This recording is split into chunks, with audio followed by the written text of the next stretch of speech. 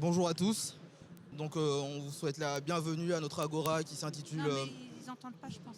Valoriser la transition écologique et énergétique.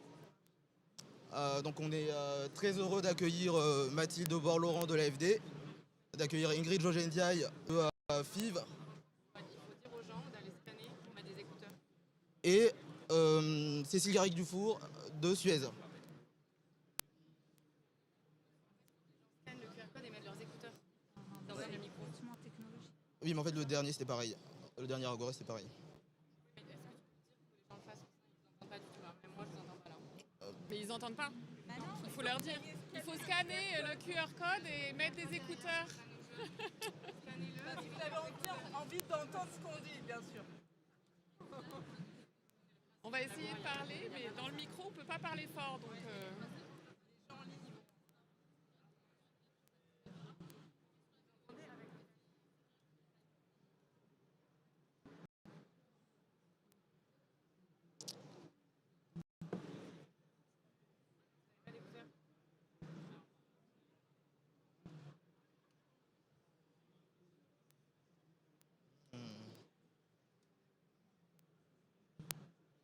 parler le plus fort possible. Ah oui, mais dans le micro, c'est.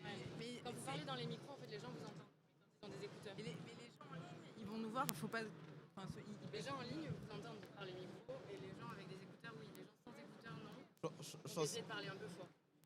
pense qu'ils nous entendent. Les gens qui sont. Pas crier dans le micro.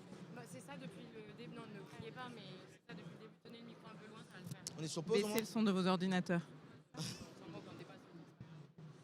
Mais bon, allez, on va y arriver. On va y arriver. Bon, rebonjour à tous.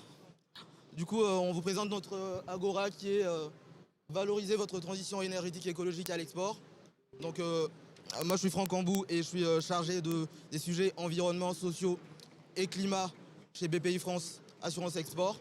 Et je suis avec un panel que je vous ai déjà présenté, mais que je vais vous représenter.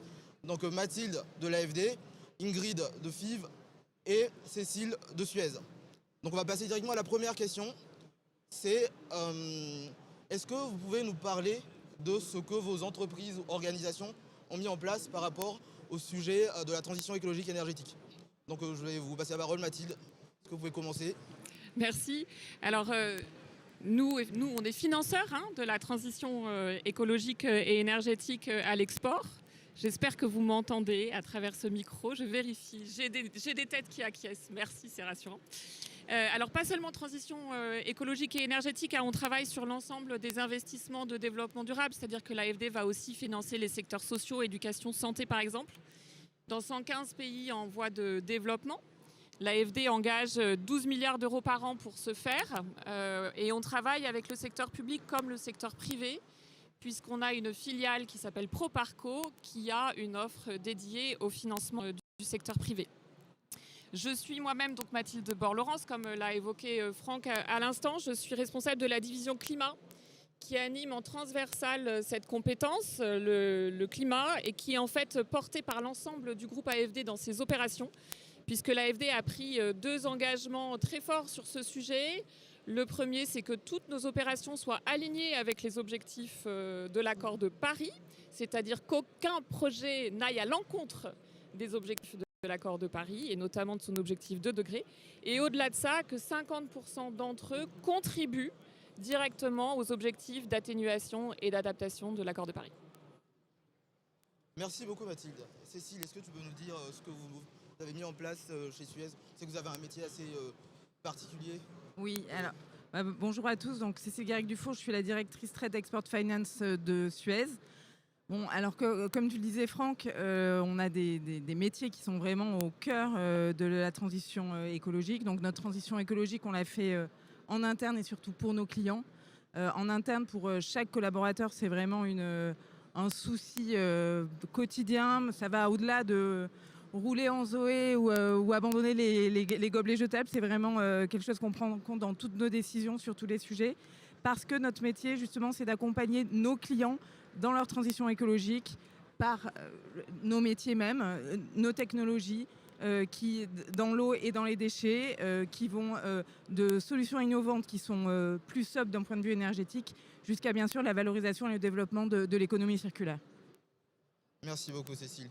Ingrid, est-ce que tu peux nous dire ce que fait FIV, secteur entreprise dans un secteur industriel en fait de production qui est engagé et qui a développé des choses. Donc est-ce que tu peux nous parler un peu de du coup cette particularité-là de FIV, de par secteur qui est indispensable mais carboné. Voilà. Ok, pas de problème. Donc moi, Ingrid Jauget, directrice RSE chez FIV depuis 3 ans. Donc on travaille. Alors donc FIV, en fait, en général, les gens ne connaissent pas. FIV, c'est plus de 8000 collaborateurs partout dans le monde, 2 milliards de chiffre d'affaires. C'est en fait une entreprise d'ingénierie industrielle qui conçoit et qui propose des solutions industrielles à des clients dans des secteurs comme l'aluminium, l'acier, le ciment ou encore l'intralogistique. Alors quand on dit aluminium, acier, ciment, on se doute bien que le sujet du carbone est au cœur des préoccupations de nos clients. Et nous, notre métier, c'est d'apporter effectivement les solutions performantes ou parfois des ruptures technologiques pour les accompagner dans ces sujets-là. Et aujourd'hui, on est effectivement en train de structurer complètement notre stratégie carbone pour être aligné évidemment aux objectifs des accords de Paris. Merci beaucoup à toutes. En fait, on fait ce panel-là aussi pour parler de ce que nous, côté BPI, on a pu développer par rapport aux enjeux du climat. Donc nous, on est là pour financer des entreprises, des projets, etc. Et c'est vrai que dans ce mandat de financement, on est quand même appelé à jouer notre partition dans la lutte contre le changement climatique. Et donc depuis début de cette année, on a mis en place avec la Direction générale du Trésor le bonus climatique. Donc un nouveau dispositif qui est là pour faciliter, ou en tout cas assouplir un peu les conditions de financement des projets, notamment à l'international, spécifiquement à l'international d'ailleurs, et voilà, donner un peu une incitation, c'est ça qu'on l'appelle, pour les projets durables. Donc voilà, ça c'est un peu notre dernier bébé par rapport au sujet climatique. Après on a un autre métier qui est d'évaluer les projets au fur et à mesure et on interagit avec vous bien sûr sur ces sujets-là. Donc voilà, c'est le petit rappel que j'essaie de faire. Et le bonus climatique, c'est quelque chose qui fait son chemin, intéresse des entreprises, on en a accordé et on essaye de l'améliorer voilà, au fur et à mesure et on en est très, très content. Donc ma petite question que j'allais poser, justement, ça fait la petite transition, c'est que pour donner le bonus climatique, il faut savoir ce que c'est un projet durable. Et pour définir un projet durable, il faut un cadre qui soit scientifiquement pertinent, qui soit consensuel. Et nous avons choisi la taxonomie européenne. Donc la taxonomie européenne, voilà, ça traverse tous les secteurs, ça adresse tous les secteurs, comme on dit. Est-ce que vous avez pratiqué la taxonomie d'un point de vue réglementaire ou pour vos projets? Et qu'est-ce que vous en pensez? Donc Cécile, est-ce que tu peux nous dire? Alors oui, nous pratiquons la taxonomie. Chez Suez, bon, comme je disais tout à l'heure, les sujets environnementaux sont vraiment au cœur de notre métier. Donc, cette taxonomie est un sujet dont on s'est saisi. Tout le portefeuille de Suez a été analysé à l'aune de la taxonomie européenne. On a aujourd'hui 74% du chiffre d'affaires du groupe tel qu'il est aujourd'hui qui est éligible à la taxonomie. Donc, c'est vraiment un sujet qu'on a pris à bras-le-corps. Alors, on regrette un peu peut-être que certains secteurs, comme par exemple la génération d'énergie à partir des déchets, ne soient pas éligibles à la taxonomie. Donc voilà, c'est un sujet dont on s'est saisi, qu'on va utiliser, mais on a aussi d'autres moyens. On est assez exigeant sur cette performance-là non financière. Et on a bien sûr d'autres moyens de mesurer cette performance sur les financements, sur les notations ESG. Donc, excellent. Voilà. En fait, la taxonomie, c'est le sujet depuis les premiers actes délégués. On a toujours rajouté des secteurs et c'est vrai que c'est un document vivant. Donc, on espère qu'à terme, il pourra couvrir l'ensemble des secteurs de l'économie. Ingrid, est-ce que vous pouvez nous parler de ce que vous faites par rapport à la taxonomie? Bon, ça c'est un grand mot. Ce qu'on fait par rapport à la taxonomie, en tout cas, ce que je peux vous dire, c'est que nos clients sont évidemment complètement confrontés à ce sujet-là, que nous, on y voit un intérêt parce que c'est une façon d'objectiver finalement les indicateurs et les objectifs en matière d'environnement qu'on nous demande. Et ça permet, quand on rentre dans cette démarche-là, de valoriser avec les technologies les plus performantes les solutions vis-à-vis de nos clients, ou plus largement d'ailleurs, j'allais dire, de l'ensemble du secteur économique. Merci beaucoup. C'est vrai que vous avez des clients qui eux-mêmes sont dans des secteurs industriels, en fait, c'est ça. Exactement. Donc et peut-être l'autre point aussi, c'est que je le disais, nous, on est une somme de PME. Ouais. Donc, moi, RSE Group, je trouve que la taxonomie est un outil formidable. Dans les filiales et les PME, c'est parfois un peu compliqué de s'approprier ce sujet de la taxonomie. Donc, c'est peut-être le commentaire supplémentaire que je Je pense ferai. qu'on fait le même constat. La taxonomie a quelques limites par rapport à l'export et par rapport aux PME. Parce qu'elle peut sembler un peu complexe, mais du coup c'est un peu la conséquence de l'exigence scientifique qu'on lui a associée, parce que du coup on cherchait quelque chose, enfin les spécialistes de l'Union européenne cherchaient quelque chose de pertinent, qui ne fasse pas débat. Et pour rappel de tout le monde, la taxonomie, avant de passer la parole Mathilde, la taxonomie c'est un cadre qui a 6 objectifs environnementaux, donc l'atténuation du changement climatique, l'adaptation, l'économie circulaire, la biodiversité et la lutte contre les pollutions.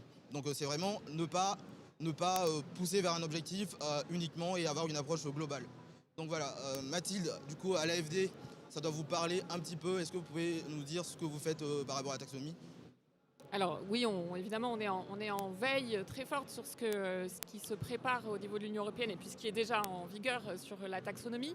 Après, on a un cadre d'analyse, développement durable et un cadre taxonomique qui est différent.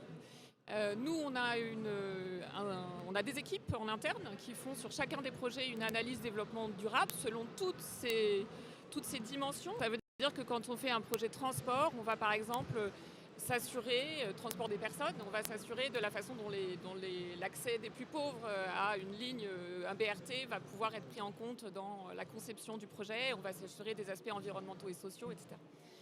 Vous utilisez la taxonomie pour l'équivalent pour pouvoir mettre en place une incitation financière. Ce qui est un usage tout à fait pertinent, et c'est pensé en partie pour cet usage, cette taxonomie européenne. Nous, on a un cadre d'intervention à l'étranger avec, comme le disait Cécile, sur certains sujets, des normes qui n'existent pas dans les pays dans lesquels on travaille. On est dans 115 pays en voie de développement, avec des choses qu'on ne peut tout simplement pas vérifier par rapport à ce qui est demandé dans la taxonomie. Par exemple, je pense justement au transport individuel, sur les niveaux d'émissions des voitures ou des choses comme ça. Et donc, on ne peut pas l'appliquer tel que. Et ça n'est pas obligatoire d'un point de vue juridique pour l'AFD, ouais. Je vous rassure.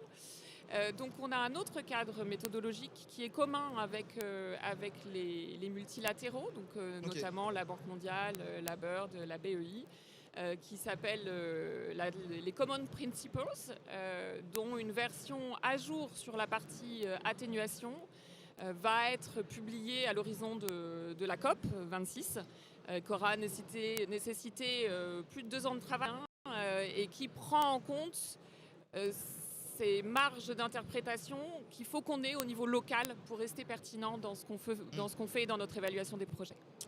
Donc, je disais en effet que la taxonomie est toute nouvelle et elle suit son chemin. On essaie de s'y adapter, de l'utiliser comme on peut aussi. Mais c'est vrai qu'il y a quand même un sujet de pertinence d'une partie de la taxonomie à l'international. Et voilà, après, on s'adapte. Ce qu'on fait tout le temps. Donc ça, c'est vraiment une partie de ce qu'on fait. L'autre partie de ce qu'on fait, nous, chez BPI France, c'est, en tout cas dans notre équipe, nous assurer que les projets qui bénéficient de financement ont mis en place une gouvernance adéquate pour maîtriser les impacts environnementaux et sociaux. Enfin, on évalue les projets a priori, donc avec toutes les limites de l'exercice. Mais quand même, on a ce pouvoir-là, en fait, de travailler à ce qu'il y ait une gouvernance adéquate pour gérer les impacts environnementaux et sociaux des projets. Et pour ce faire, on s'appuie sur les approches communes de l'OCDE qui nous sont, qu'on se doit de respecter et qui indiquent que les standards qui doivent être utilisés pour évaluer les projets, prendre la décision, c'est les standards internationaux environnementaux et sociaux de l'AFC, de la Banque mondiale, etc. Donc des standards assez connus, mais qui souvent, comment dirais-je, doivent quand même être appliqués, quand même nécessiter des moyens, une certaine volonté, et voilà, pour qu'on réussisse à les mettre vraiment en place sur le terrain. Et ces standards-là, du coup, ils ne s'appliquent pas à tout le monde. C'est-à-dire qu'on a des entreprises qui nous disent soit qu'elles sont en concurrence sur des projets, sur des marchés, où il y a des exigences en termes d'autres sujets et que leurs concurrents ne sont pas forcément soumis aux mêmes obligations que vous. Vous, indirectement, par ce qu'on vous demande de faire pour les projets qu'on finance. Donc, est-ce que le fait d'avoir des concurrents qui n'ont pas l'obligation de s'aligner sur les standards de la Banque mondiale ou de la l'AFC, est-ce que c'est un avantage en quelque sorte? Est-ce que ça a un impact positif sur la société dans les régions dans lesquelles vous intervenez? Ou est-ce que c'est un inconvénient par rapport à la concurrence? Parce que ça aussi, on l'entend. Et on a le côté vous faites pas assez, on a le côté vous en faites trop, du coup on ne peut pas avoir de contrat. Donc c'est la question qui fâche. Est-ce que c'est un avantage ou un inconvénient? Alors, je suis pas normande, mais je vais répondre peut-être ben que oui, peut-être ben que non, un peu les deux. Ça dépend bien sûr des projets, ça dépend du contexte. Pour revenir à la taxonomie et au bonus climatique, il est vrai que dans les pays émergents, les seuils d'alignement de la taxonomie correspondent aux normes européennes et on peut, dans un pays émergent, mettre en place un projet qui atteint peut-être pas ces seuils, mais qui est déjà un énorme progrès pour le pays. Donc ça, je pense que c'est des choses sur lesquelles il faudra qu'on travaille avec vous pour s'adapter et donc être dans une juste concurrence et pas vendre une Rolls-Royce à quelqu'un qui en aurait pas l'utilité. Contrario, je pense que les pays européens, les entreprises européennes et en particulier les entreprises françaises ont, du fait de toute cette exigence publique, développé des compétences, des technologies, des façons de travailler, des façons de gérer qui sont un vrai argument de vente vis-à-vis de nos clients à l'international. Et on a des clients qui veulent une entreprise française plutôt qu'une entreprise chinoise ou une entreprise turque. Donc voilà, ma réponse n'est pas extrêmement claire et définitive, mais voilà. Ça marche. Ingrid, et vous alors la concurrence, alors évidemment que ça va dépendre des secteurs dans lesquels on travaille, mais globalement, oui, c'est un avantage en fait, finalement. Enfin, nos technologies, l'intelligence qu'on a mise au service de nos technologies, qu'on met du coup au service de nos clients partout, et y compris dans des pays qui sont effectivement avec des contraintes encore moins fortes. Tous les pays augmentent aussi leur niveau d'exigence. Évidemment. Donc, il faut aussi avoir ça en tête. Aujourd'hui, de toute façon, il faut qu'on se positionne, et nos clients aussi, quels que soient les pays où ils s'implantent. Mais du coup, quand on propose une solution qui est effectivement plus performante en matière d'environnement, de temps en temps, évidemment que ça a un avantage, mais moi aussi je vais être normande. Toutefois, cependant, en même temps, il y a un certain nombre de cas où nos clients choisissent des concurrents qui sont peut-être moins performants, avec des prix, plus intéressants pour eux. Mais globalement, de toute façon, notre volonté, c'est effectivement de rester sur les standards et la performance, et puis finalement de se positionner sur une niche d'entreprises avec des solutions performantes, quitte à ne pas il y a l'impact sociétal de tout ça aussi. Il y a une durabilité des projets. S'inscrire dans le long terme aussi, en gérant les ressources en eau, en évitant les pollutions, en économisant l'énergie. Il y a quand même c'est quand même un certain bon sens. À mon humble point de vue. Oui, après le bon sens, ouais. Le truc, c'est que je pense que le bon sens chez les clients ont aussi leur bon sens. Ouais. Je pense que souvent c'est le même, mais quand on parle après effectivement investissement et capex et opex, le bon sens de temps en temps s'envole. Sur d'arbitrage. Alors, et du côté de l'AFD, comment ça se passe? Alors moi, je peux que bien sûr soutenir le fait que les guidelines environnementales et sociales, comme on les appelle, elles font partie intégrante de la conception des projets. Parce qu'en fait, sinon, on n'est pas sûr de pouvoir justement respecter le cadre du développement durable, qui a plusieurs composantes. On peut être très performant d'un point de vue technique. Et puis, la maîtrise d'ouvrage publique qui est derrière peut avoir fait n'importe comment les relocalisations, par exemple. Et ça peut générer des problèmes pour les entreprises qui mettent en œuvre, pour vous, quand vous mettez en œuvre vos projets.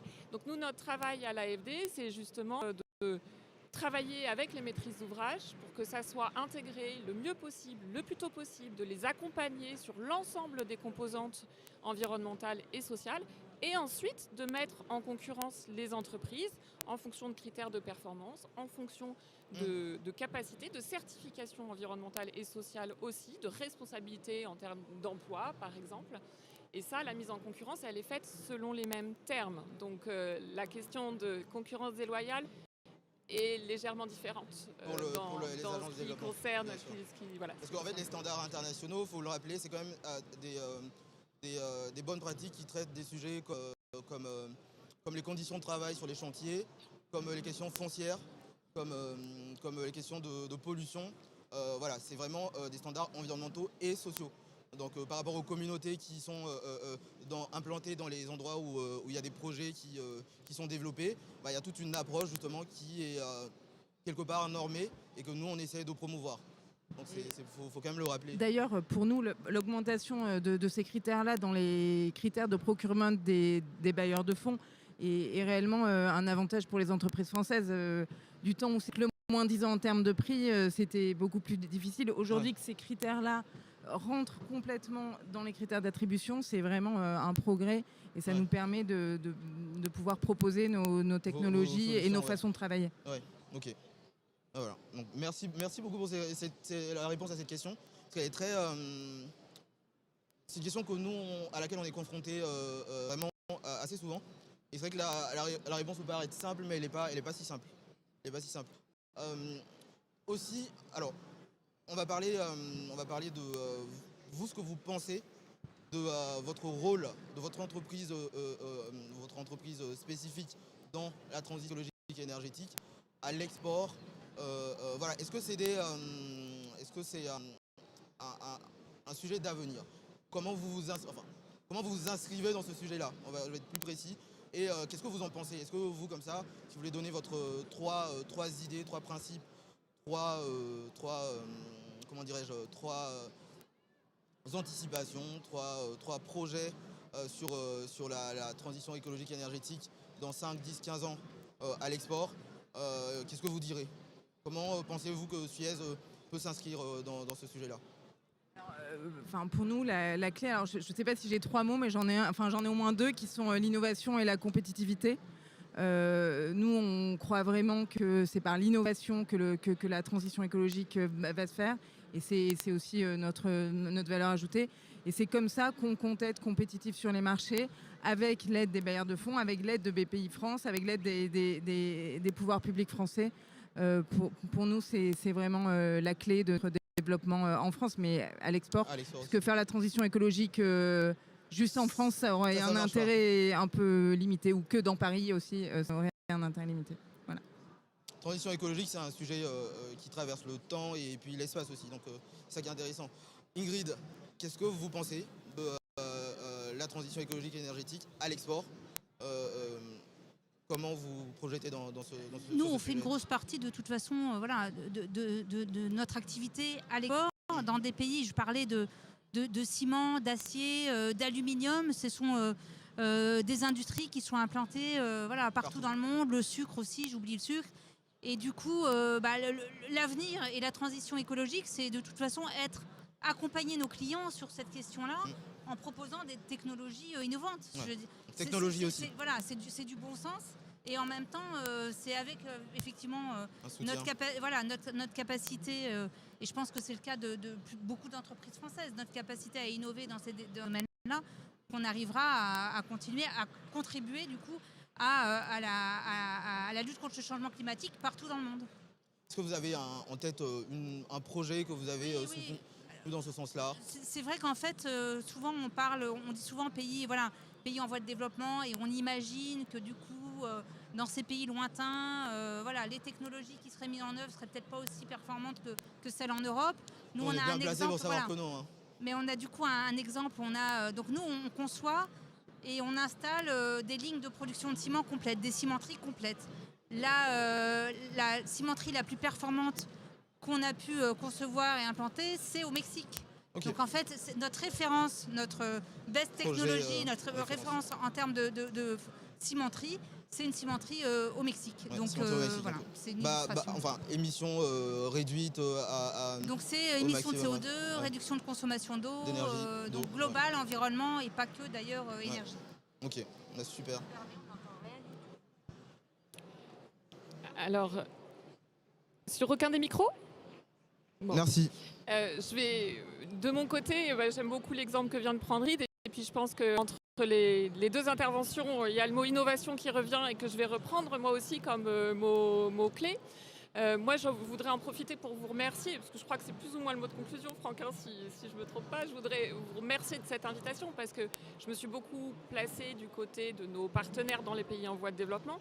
Mais en tant qu'AFD, on est une agence française de développement. C'est important pour nous d'être en relation avec les entreprises françaises. Et il y a une demande de nos partenaires, effectivement, de connaître aussi ce que les entreprises françaises peuvent apporter en termes de performance, etc.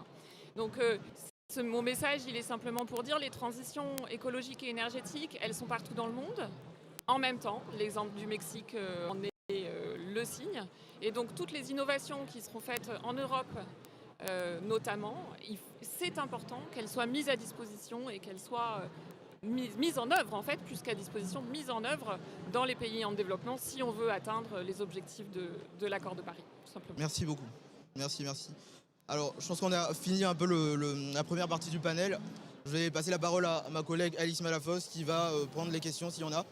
Et je vous remercie pour ma part d'avoir suivi cet agora. Et à bientôt, je pense. Merci beaucoup. Merci Franck. Merci. Merci beaucoup. Merci pour ce débat très intéressant. On espère que ça vous a intéressé et on a trouvé intéressant d'inviter différentes personnes de différents types de structures, une grosse entreprise comme Suez, une petite entreprise comme FIV et un bailleur de fonds comme l'AFD. Et on vous a aussi présenté ce que BPI France faisait à l'export pour accompagner la transition. On espère, s'il y a des entrepreneurs, vous avoir donné envie d'aller transitionner à l'export, non seulement à domestique mais aussi à l'export. Si vous avez des questions, n'hésitez pas, c'est le moment, sur BPI France, sur ce qu'on fait, aussi sur Suez, FIV ou l'AFD. N'hésitez pas.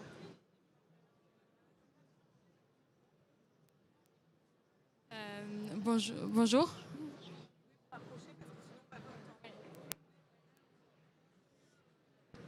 Je voulais demander du coup à FIV, est-ce que vous avez pris des mesures pour recycler les produits issus de vos usines? En fait, oui, alors la question c'est le recyclage. En fait, recyclage de nos usines, c'est ça, hein, c'est ça que. Alors, recyclage de nos usines. Nos usines, en fait, elles ont une durée de vie de 60, parfois plus de 60 ans. Donc, le sujet du recyclage de nos usines se traduit plutôt par le sujet du revamping de nos usines et le fait de pouvoir réintervenir au bout de 20-30 ans pour prolonger encore la durée de vie de l'usine. Après, la fin de vie d'une usine, une usine, c'est quand même beaucoup de matériaux, voilà, d'acier et autres. Et donc, la question après du recyclage des usines, c'est la question de la recyclabilité des matériaux, qui est finalement pas le sujet, entre guillemets, le plus compliqué dans les questions de recyclage. Mais nous, notre sujet, quand on parle de recyclage, on parle surtout de durée de vie et de travailler sur l'existant pour prolonger les installations en place. Merci beaucoup. C'est intéressant de voir de quelle façon vous prenez en compte toute la chaîne de valeur et le cycle de vie de vos usines, des équipements que vous installez. Et c'est intéressant d'autant plus vu le secteur, l'industrie dans lequel vous êtes. Et on voit vraiment que vous êtes performant et vous essayez d'aller plus loin malgré le secteur émissif dans lequel est investi FIV. Merci. Est-ce que vous avez d'autres questions? Ouais. Et du coup, ouais. Bonjour, moi j'ai une question du coup pour l'AFD. Je voulais savoir, est-ce que vous pouvez nous en dire plus sur la réflexion qui vous a mené à construire une taxonomie propre aux agences de développement? Alors, pourquoi une taxonomie spécifique aux banques publiques de développement? Donc, déjà pour information, elles préexistent. Il y a déjà ce qui s'appelle des Common Principles qui datent de 2015, donc qui sont relativement anciens, qui permettent au départ de comptabiliser la finance climat. La première raison, c'est qu'on est notamment les agences qui contribuent à la part de financement pour l'AFD française qui va avec l'accord de Paris, c'est-à-dire la promesse de la France de financer à hauteur de 6 milliards d'euros par an la lutte contre le changement climatique. Donc ça, il faut le calculer. Et il faut le calculer avec des standards qui soient transparents. Et en fait, les autres banques publiques de développement sont face à la même exigence. Et donc, il est important qu'on soit cohérent sur notre façon de calculer. Donc c'est avant tout un souci de cohérence et d'exhaustivité. Après, l'accord de Paris est arrivé, en fait, après le départ de ces réflexions. Et donc il y avait la nécessité de faire en sorte que cette méthodologie soit en accord avec le cadre de l'accord de Paris et avec ses objectifs. Donc c'est pour ça que ça a pris aussi beaucoup de temps, parce qu'il y a des choses, il y a des métriques ouvertes, on va dire, dans l'accord de Paris. Donc il faut réfléchir secteur par secteur. C'est un gros document, c'est 50 pages, comme la taxonomie européenne d'ailleurs, sur ce qui est notre positionnement sur chacun des secteurs. Merci beaucoup. Merci Mathilde. Est-ce que quelqu'un d'autre du panel a une question? Moi j'ai peut-être une question, alors je me permets. Pour vous, Cécile, pour Suez, vous avez utilisé la taxonomie et vous avez mesuré la part de vos activités qui étaient durables au sens de la taxonomie. Comment vous avez fait en interne? Parce qu'on sait, on en a parlé, c'est un outil qui est complexe, qui est compliqué à appréhender et qui fait un peu peur aux grands groupes et aux petites entreprises aussi. Comment vous avez fait chez Suez? Est-ce que ça passait par de la ressource en interne? Est-ce que vous avez fait appel à un cabinet de consultants? On sait que c'est un sujet toutes les entreprises vont être amenées à devoir utiliser la taxonomie, faire du reporting, les bailleurs de fonds aussi vont devoir reporter sur la taxonomie. Est-ce que vous avez des conseils à donner? Oui. Alors, d'abord, au préalable, ça n'est pas moi qui l'ai fait, donc je réponds avec les informations que j'ai. En fait, on a une direction qui est en charge de tous ces sujets-là et on a une experte taxonomie qui a travaillé avec le business, avec les équipes business pour scanner toutes les activités. Voilà. Donc après, je ne sais pas exactement s'ils ont fait appel à des consultants externes ou pas, mais en tout cas, nous on a une équipe qui est déjà très chevronnée sur ces sujets-là. Ouais. Donc on voit que c'est quand même un sujet qui est compliqué. Il faut trouver de la ressource, il faut s'en saisir, mais il faut le faire le plus rapidement possible, parce que de toute façon, on va avoir des obligations qui vont peser sur les entreprises, sur les bailleurs de fonds. Et du coup, si je peux me permettre de mettre une petite couche sur le bonus climatique, présenter un dossier au bonus climatique, c'est pas neutre en termes de temps, en termes de compétences, en termes de ressources. Et donc, je pense que tous les exportateurs seraient assez d'accord avec moi pour dire qu'on a vraiment besoin que vous nous aidiez, que vous nous facilitiez le travail et la démarche, parce que voilà, c'est une bonne mesure qui va dans le bon sens, qui va évoluer. Mais c'est vrai qu'analyser la taxonomie d'un projet avant qu'il se fasse, c'est pas toujours très facile. Voilà. Oui, on en est conscient. Le bonus climatique, c'est un produit qu'on a créé avec les exportateurs, avec les banques aussi. Il y a eu beaucoup de consultations. Il y en a encore aujourd'hui. On demande aux exportateurs des retours sur ce bonus-là. C'est un produit qui est apprécié. On en a déjà délivré autant qu'on a pu et on est très satisfait des résultats du bonus. Mais effectivement, c'est quelque chose qui est complexe. On espère qu'il y en aura de plus en plus, que de plus en plus d'exploitateurs demanderont un bonus climatique et on va tâcher de vous accompagner là-dedans dans ces projets, d'obtenir un bonus climatique, puisque ça n'est que positif, et pour vous, et pour nous, et pour la transition et la planète. Donc on note vos commentaires et on va faire en sorte de le simplifier. Est-ce qu'il y a une dernière question? On est pile poil dans le temps. Merci beaucoup d'avoir assisté à cette Agora. On espère que ça vous aura intéressé. Vous pouvez trouver des informations sur les sites internet de nos entreprises respectives, sur le site de BPI France aussi. Et merci beaucoup. Merci à tous. Et bon big. Merci.